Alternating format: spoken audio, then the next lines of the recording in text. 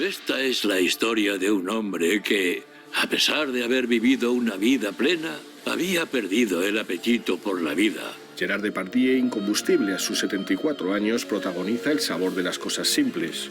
Una película amable y llena de sabores que gira alrededor de las excelencias culinarias. ¿Se puede saber qué coño estás mirando?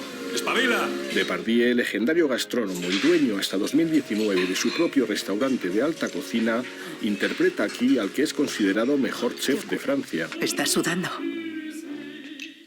Un ataque al corazón le lleva a plantearse su existencia. Estoy jodido. Pues jubílate. Seguro que tienes algo en mente. No. Y a la búsqueda del umami, el sabor supremo que ha desconcertado toda su vida desde que fue derrotado cuando era joven en un concurso gastronómico por un sencillo ramen de un cocinero japonés. ¿No me reconoce? Fue hace 40 años, ¿se acuerda? Sí. Mire, el concurso de chefs. Sin embargo, una vez en Japón, descubre que el que siempre haya considerado el mejor chef del mundo no es más que un modesto cocinero de un establecimiento familiar especializado en ramen.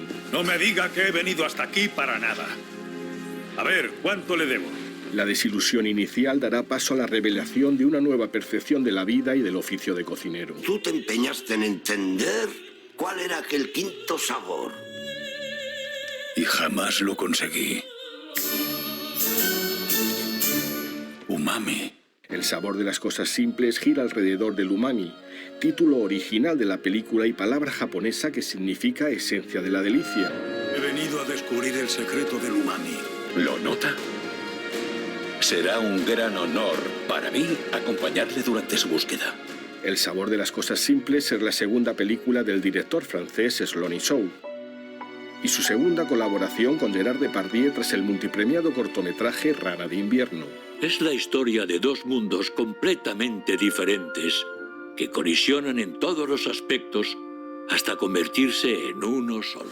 Ahora vuelven a coincidir en el sabor de las cosas simples, una historia llena de buenos sentimientos concebida a mayor gloria del legendario Gerard Depardieu. Estáis como una cabra. Ojalá fuera un poco más joven. ¡Pasa, idiota!